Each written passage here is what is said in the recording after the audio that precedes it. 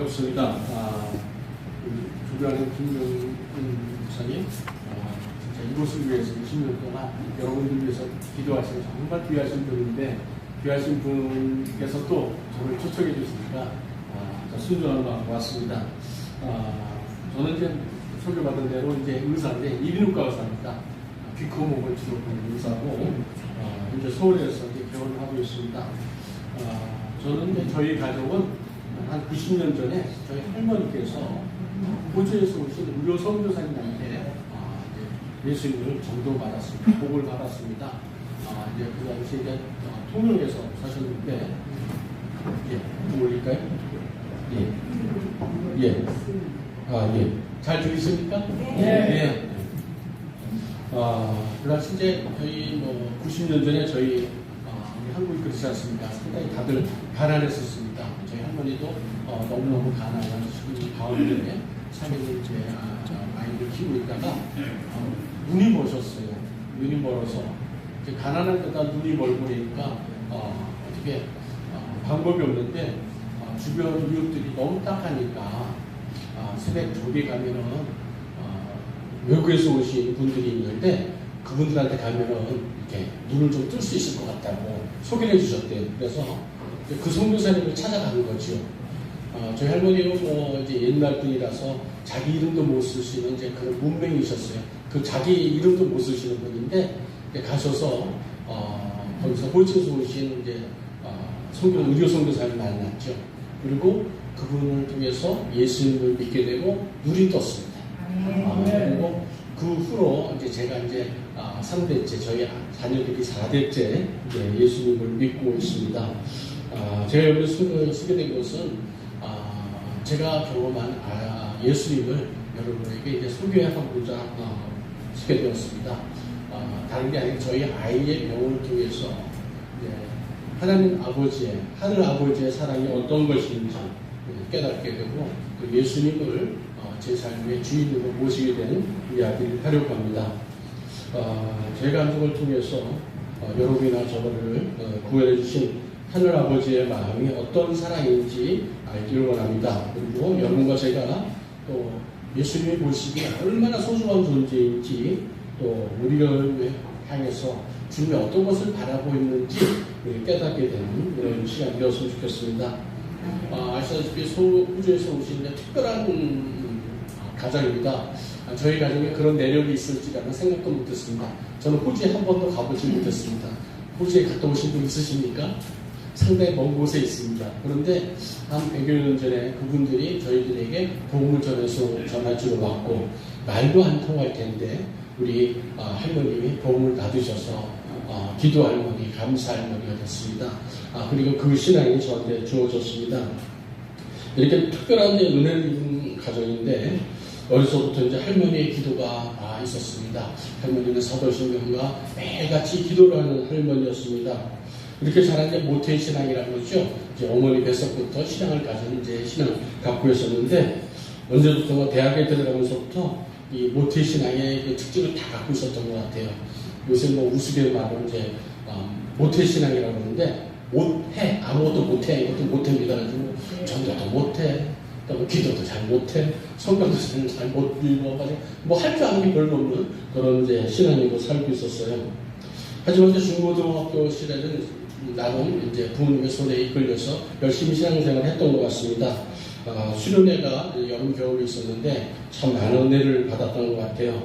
특별히 고등학교 겨울 수련회를 갔었는데 마지막 날에 천야기도를 하는데 강사로 오신 이 전도사님이 이제 하시는 말씀이 이제 저한테 이제 박혔어요. 뭐라고 그러시면 전도사님이 똑똑하고 공부 잘하는 사람들은 세상으로 다 돈 벌러 나가고 목사가 되는 사람은 아무도 없다는 거예요. 그래서 회의하고 손들라는 거예요. 그래서 정가 보다 싶어가지고 저도 손들고 눈물을 흘려서 저도 이제 세상으로 나가려고 했습니다. 이제 목사가 되겠습니다 하고 소원을 했습니다.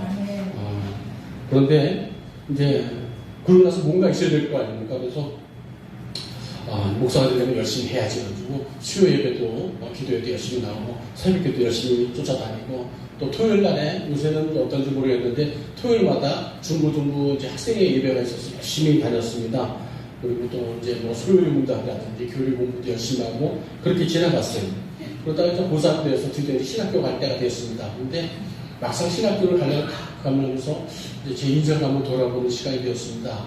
그런데 막상 신학교를 가려고 하니까 그 우지는 참 좋은데 제 성격이 너무 불같고 그리고 남을 이렇게 배려하는 긍휼하는 마음이 없는 걸 제가 발견했습니다. 그래서 만약에 나 같은 사람이 교회 목사가 된다면 교인들 많이 힘들게 하겠다. 그리고 그분들에게 시험만 주겠다. 상처만 주겠다는 생각이 들었어요. 그래서 나는 이래서 목사 돼서 안 되겠다 하는 이 일말의 양심이 좀 있어서 도망간 게 의과대학으로 도망갔습니다. 그래서 그 당시에 뭐 이렇게 공부를 좀 했었기 때문에 무난하게 의과대학을 갔습니다. 의과대학으로 도망친 저는 이제 주님이 뭔가 목사가 됐으면 뭔가 좀 해야 되는데 그런 거 모르고 그냥 의과대학을 공부하면서 또 의사도 되고 제가 잘나서는 줄 알고 그냥 그렇게 살았던 것 같아요. 그러면서 신앙생활도 뭐 뜨겁게 하지도 않고 대충 그냥 그렇게 하면서 신앙생활 하면서 이제 살았던 것 같습니다. 그러던 가운데 하나님께서 드디어 오래 참으시다가 저에게 대한 이 만지심이 시작된 일이 있었습니다. 지금부터 딱 20년 전이었습니다. 2004년 저희 아들 윤호가 저희 아들이 6학년 때였습니다. 아무런 기도 준비도 안 하고 제 마음대로 딴 데 가서 한번 살아보겠다는 생각을 가지고 캐나다로 이민을 가려고 했었습니다. 모든 집이 이미 캐나다 밴쿠버에 가 있었고 주변 가족 친지들과 환송 식사 일정으로 분주하게 보내고 있었습니다. 캐나다 출발 5일 전인 2004년 7월 20일 아침이었습니다. 병원에 가서 출근을 해서 이제 진료를 하는데 아내로부터 급한 전화를 받았습니다.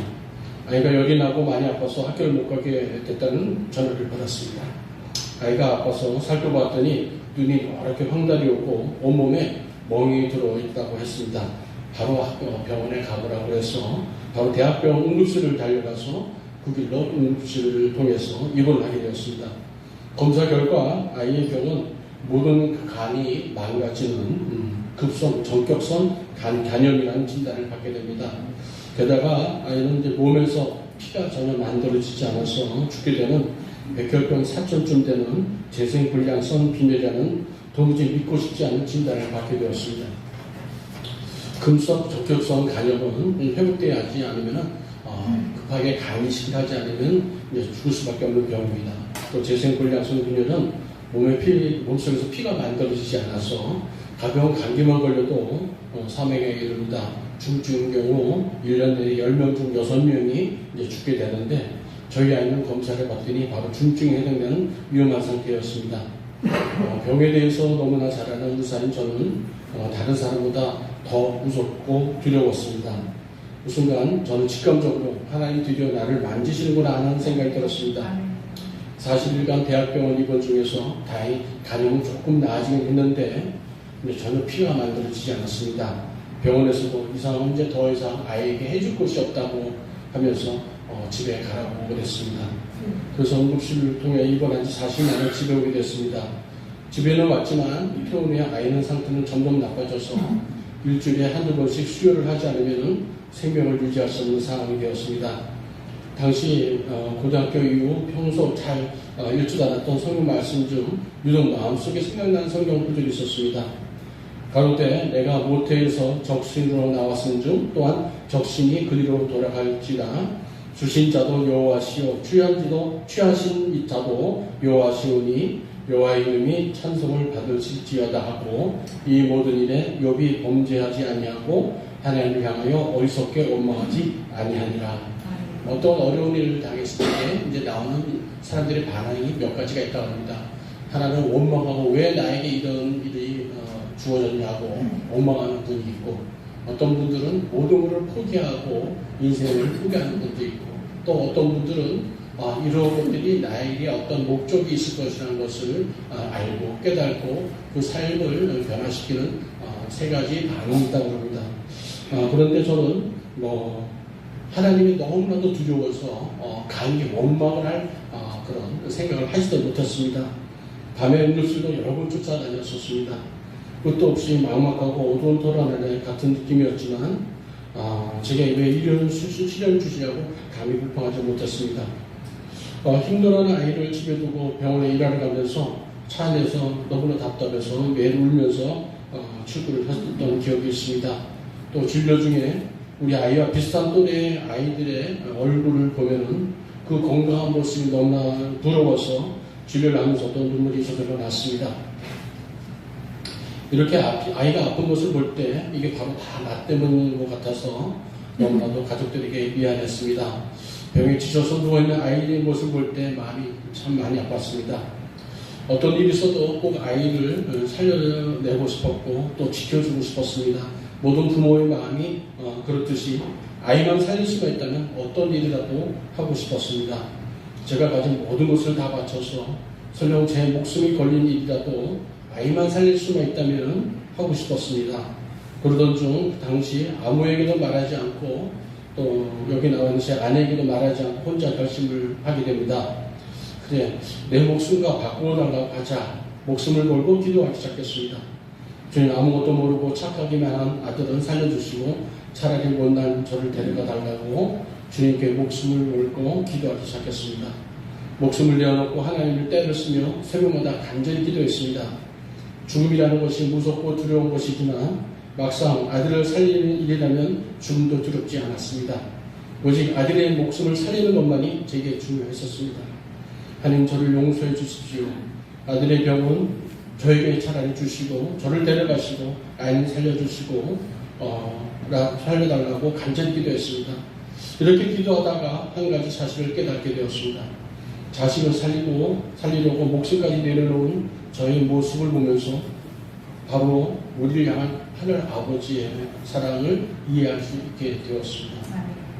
우리를 자녀 삼아주신 아버지께서 여러분과 제가 세상에서 여러 가지 고난과 저주 위에 살다가 예수를 모른 채 구원받지 못하고 지옥에 가는 것이 너무나 마음 아프고 안타까우셨던 것 같습니다. 우리를 살릴 수만 있다면 이 땅에 오셔서 십자가에서 우리 죄를 사해 주시고 자기의 생명을 버리시는 것도 아깝지 않으셨던 예수님의 사랑이 바로 사랑하는 자식을 살리고 싶어 목숨을 내어놓은 제 마음 같다는 것을 알게 되었습니다.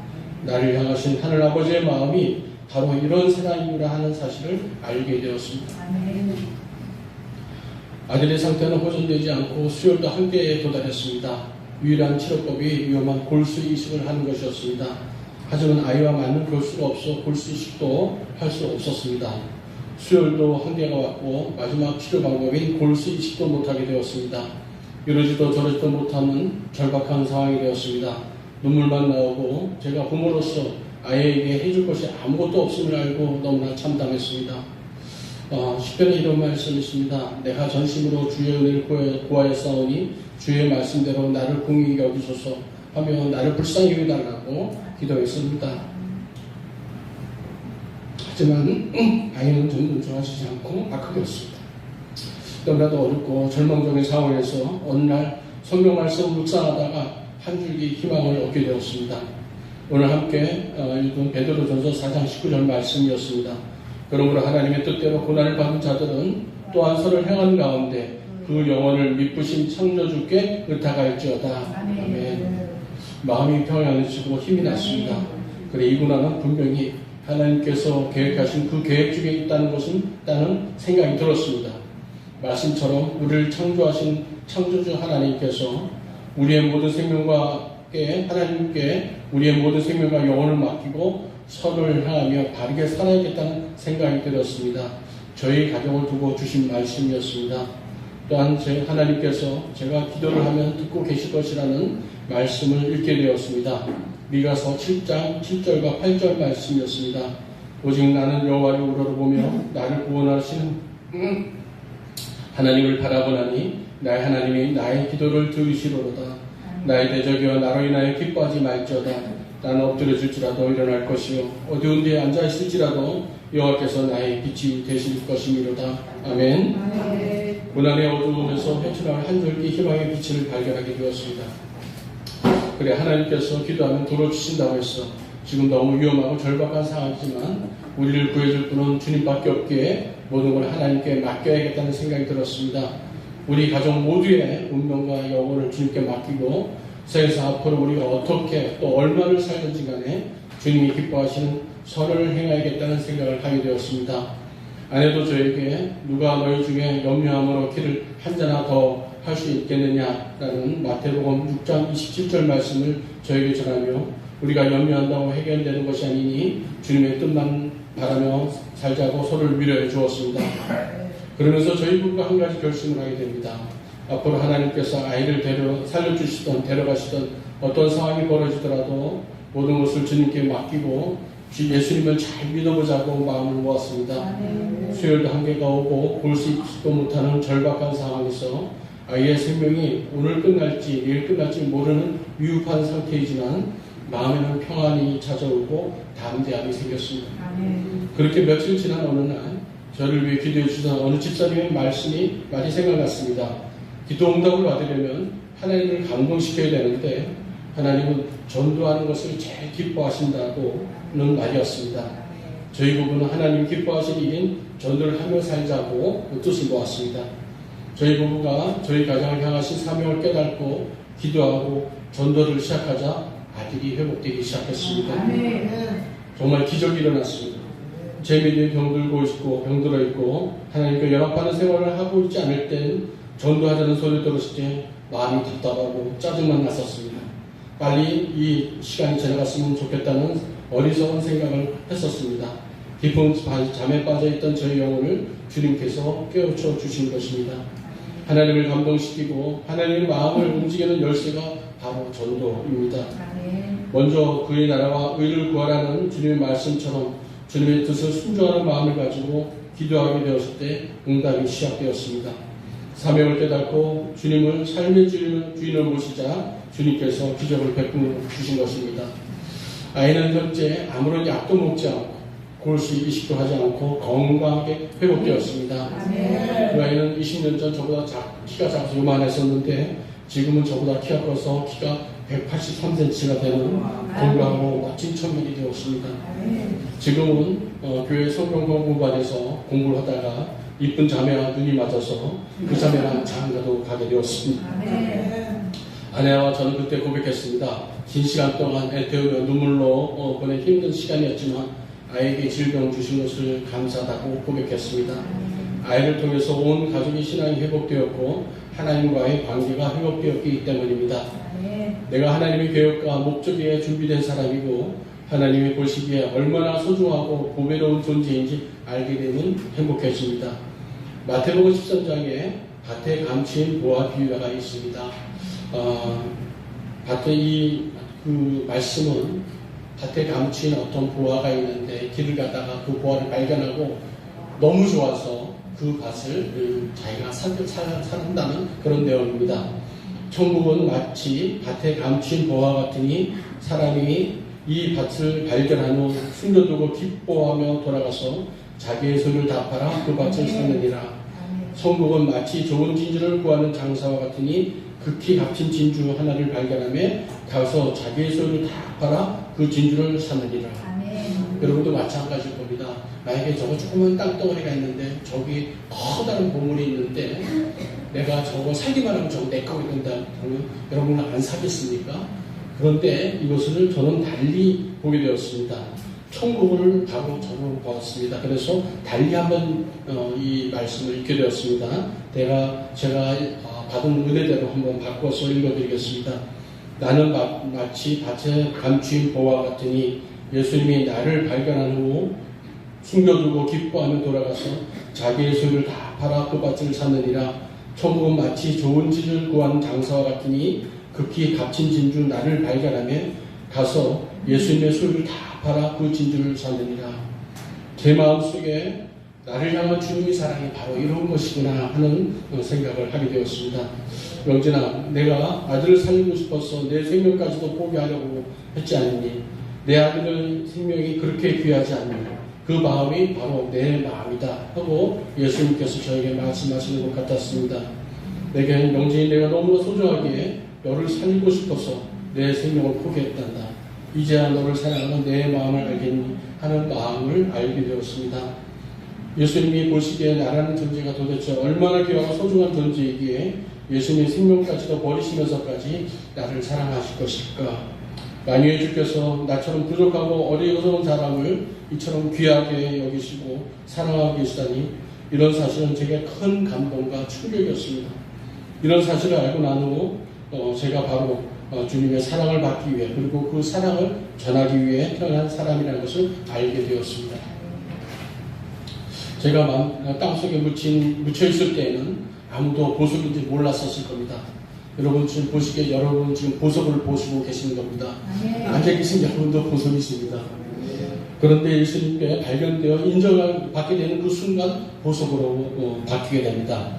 소중하고 귀한 존재가 되는 겁니다.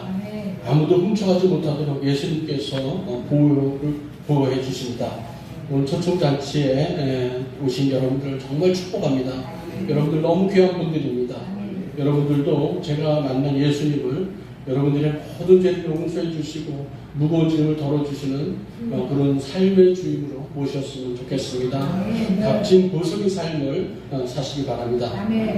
예수님을 믿으며 교회에서 신앙생활할 때 무엇보다 감사한 일은 어려운 일을 당할 때 여러 교인분들이 마치 자기 일처럼 마음 아파하시면서 기도해 주신다는 것입니다. 어렵고 힘들 때 함께 아파해 주시고 기도해 주신 분들이 얼마나 큰 힘이 되었는지 모릅니다.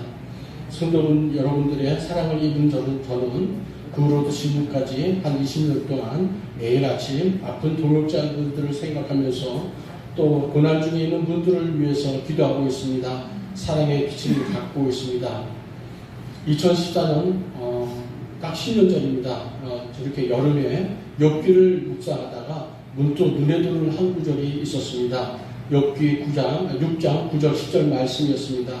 이는 곧 나를 멸하시기를 기뻐하사 하나님의 그의 손을 들어 나를 끊어버리실지라도 그러하실지라도 내가 오히려 위로를 받고 그 실줄 모르는 고통 가운데서 기뻐하는 것은 내가 거룩하신 이의 말씀을 거역하지 아니하였음이니라 하는 말씀이었습니다.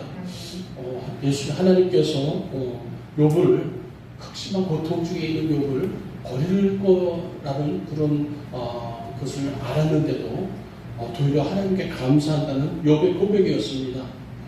욥이 자신이 너무 심해서 하나님이 버림받은 것이 아닌가 하고 고민하는 그런 성경 말씀이었습니다. 하지만 이런 그칠 줄 모르는 고통 속에서도 욥은 하나님이 자신을 사랑하시고 모든 고통에서 구원해 주실 것이라는 약속의 말씀을 꼭 붙잡고 믿음을 지키는 것이었습니다. 아마도 욥도 자신을 보석처럼 아껴주시는 하나님 아버지의 마음을 전적으로 신뢰하고 있었던 것 같습니다. 이 말씀을 묵상하면서 나도 욥처럼 살아야겠다. 앞으로 어떤 어려움이 올 수 있는데 신앙으로 이 시험을 잘 이기고 믿음을 놓지 말아야지 하며 말씀을 마음에 담아두었습니다. 그런데 아니까 다를까 또 무슨 일이 있었습니다. 딱 10년 전, 그러니까 2014년 9월 제가 대장암으로 대장을 한 55cm 정도 잘라낸 큰 수를 받은 것입니다. 하지만 어려운 일을 만나도 당당하게 믿음을 세울 것이라고 마음을 먹고 있었고, 제가 주님께 기도할 때 항상 제 기도를 잊지 않고 다 들어주시는 분이라는 것을 확신하고 있었기에 진단을 받아도 별로 무섭지가 않았었습니다. 그리고 암을 주셔서 감사하다고, 그리고 고쳐달라고 바로 기도했습니다. 어디서 이런 담대함이 생겼는지 저처럼 부족한 사람에게 믿음을 주신 것이 너무나 감사했습니다. 수술을 앞두고 말씀을 묵상하다 기도하는 중 창세기 28장 15절 말씀을 읽게 되었습니다. 내가 너와 함께 있어 내가 어디로 가든지 너를 지키며 너를 이끌어 이 땅으로 돌아오게 할지라. 내가 내게 허락한 것을 다 이루기까지 너를 떠나지 아니하리라. 아멘. 누구나 들어가는 암이지만 저는 진단받고 또 수술받는 모든 과정 동안 하나도 겁나는 것이 없었습니다. 저는 슬프기보다는 오히려 마음속에 기쁨이 있었습니다. 수술을 받으러 갈 때도 차 안에서 주님 감사합니다 하고 기도했었습니다. 기도했기 때문에 주님께서 저를 고쳐주실 것이고 뭔지 모르지만 하나님이 나를 사랑할 계획이 있으시구나 하는 확신이 들었기 때문입니다. 그러면서 하나님이 나를 정말 아끼시고 사랑하시는구나, 특별히 사랑하시구나 하는 생각이 들어 오히려 기쁘고 기대하고 감사했었습니다. 저는 매번 이렇게 고백합니다. 어렵고 막막할 때 그리고 기도드리면 하나님께서 내 기도를 응답해 주시기 때문에 하나님 감사합니다. 또 그리고 너무 고맙습니다. 힘들고 어려워도 주님의 도움을 구할 때마다 제 기도를 잊지 않고 들어주셔서 너무 감사합니다. 주님, 제가 주님을 사랑합니다. 더 열심히 살겠습니다. 주님 앞에 정직하게 그리고 성실하게 열심히 살겠습니다 하고 고백을 합니다. 하지만은 한 고백을 넘으면 또 다른 고백을 하듯이 끊이지 않고 어려운 일을 만나고 때로는 신앙의 슬럼프를 찾아오기도 합니다. 하지만 붙잡고 기도하는 말씀이 있습니다. 저는 넘어지나 아주 엎드려지지 아니하면 여호와께서 손으로 붙드심이로다. 그때마다 지금까지 베풀어 주신 은혜와 말씀을 기억하면서 힘을 내어 다시 일어서고 있습니다. 주님께서 저를 주님의 강한 발로 붙들고 계시다는 것을 확신하기 때문입니다. 오늘 여기 오신 여러분들 중에 혹시 원치 않는 병에 걸려 고난 중에 계신 분들이 있으실 겁니다. 또는 가족 중에 감정이 상한 일로 삶의 소망이 사라진 분도 있을 수 있습니다. 경제적인 어려움으로 한순간이 너무 답답하고 막막한 분도 계실 줄 압니다. 자녀의 문제로 또는 남편의 문제로 형제간의 문제로 눈물을 흘리시는 분들이나 여러 가지 간절한 소원을 가지고 기도를 응답받기 위해 애쓰시는 분이 계실 줄 믿습니다. 저는 오늘 여러분께 한 가지 비밀을 말씀드리려고 합니다. 제가 경험한 이런 기적은 어느 특별한 사람에게 일어나는 것이 아니라 주님만 믿으면 여기 계신 모든 분들에게 다 이루어진다는 사실입니다. 저희 간증을 통해 아셨듯이 여러분은 여러분 자신의 모든 소유를 팔아 주님께서 자신의 모든 소유를 팔아 살만한 가치가 있는 아주 소중하신 분들입니다. 여러분을 얻기 위해서 목숨까지도 내어주신 분이 예수님이십니다. 여러분의 모든 고난과 마음의 슬픔을 모두 해결해 주실 것입니다. 오래 참으시며 우리를 기다려주시는 주님의 마음을 알게 되는 사건이 하나 있었습니다. 제 사촌이 한 10년 전 말도 없이 집을 나가서 3년 동안 집을 돌아오지 않았습니다. 저희 부모는 혹이라도 이 아들이 밤에 돌아올 때 문이 잠겨 있으면 미안해서 들어오지 못할까봐 3년 동안 한 번도 대문을 잠그지 못했습니다. 대문을 열어놓고 잠을 제가 뜬 눈으로 보다시피 아들을 기다린 것이었습니다. 혹시 도둑이 들어가는 나쁜 사람이 들어올지도 모르는데 아들이 돌아오기만 기다리는 간절한 어머니의 마음이었던 것 같습니다. 아마 주인 예수님의 마음도 이루신 것 같습니다. 혹시 여기 혹시 오랫동안 주님을 떠나 있던 분들이 용기를 내어서 오늘 교회에 찾아오신 분들이 있을 수도 있습니다. 또 그분들의 부르신 특별한 은혜가 있을 것으로 압니다. 아들을 위해서 밤마다 대문을 잠그지 못하고 열어놓고 아들을 기다리는 마음으로 오늘 여러분들을 예수님께서 기다리고 계신 것 같습니다. 제가 만나고 경험한 하나님을 여러분도 만나시기를 원합니다. 여러분 중에 고난 중에 있는 분들은 여러분의 모든 환경과 처지를 예수님께 그냥 맡겨버리십시오. 주님이 기뻐하시는 그리고 주님이 기뻐하시는 선을 이루시기 바랍니다. 하나님께서 제가 주님의 하늘을 할 때 주님께서 내 일을 맡아주시다는 것을 확신하고 여러분들도 같은 은혜가 있을 줄 믿습니다. 제 말씀을 맺겠습니다. 제가 매일 한결같이 같은 마음으로 기도하는 것이 있습니다. 범사에 감사하라. 이는 그리스도 예수 안에서 너희를 향하신 하나님의 뜻이니라. 요즘 저는 매일 아침 이 말씀을 기억하면서 말씀을 묵상하며 기도하고 있습니다. 범사가 무슨 말입니까? 모든 일을 갖다 범사라고 합니다. 좋은 일이나 안 좋은 일이나 내게 주어진 모든 일에 감사드립니다 하고 기도하고 있습니다. 저를 보석처럼 아껴주시는 주님께서 저를 영원토록 지켜주시고 가장 좋은 길로 인도해 줄 줄 믿기 때문입니다. 예수님을 만나는 순간 보석이 됩니다. 그리고 그 보석은 어느 곳에 있든지 그 가치를 인정받게 됩니다. 사랑하고 소중하게 보호를 받게 됩니다. 여러분 모두 주님을 이미 보시기에 귀한 보석 같은 존재이십니다. 저희 할머니가 삶에 지쳐서 있을 때 이웃의 말을 듣고 호주 선교사님을 찾아가 눈을 뜨고 예수를 믿게 되었습니다. 하나님을 만나 문제를 해결하려면 하나님을 찾아야 됩니다. 그 시작은 교회를 통해 신앙생활을 시작하는 것이 바로 그 일입니다. 한산한교회에 오신 여러분들을 진심으로 환영합니다. 그리고 축복합니다. 그동안 여러분의 삶이 어땠는지 저는 모르지만 오늘 이 순간부터 여러분의 모든 짐을 주님께 맡기시기 바랍니다. 그리고 여러분의 영혼을 창조주 하나님께 맡기시고 하나님이 기뻐하시는 일을 하시기 바랍니다. 오늘 처음 오시는 분들은 신앙생활을 시작하는 것이 선을 이룬 일입니다. 그리고 기존 교인분들은 전도한 일이 하나님을 기뻐하시게 하는 일입니다. 여기 계신 모든 분들이 주님 안에서 소중하고 값진 보석의 삶을 사시기를 바랍니다.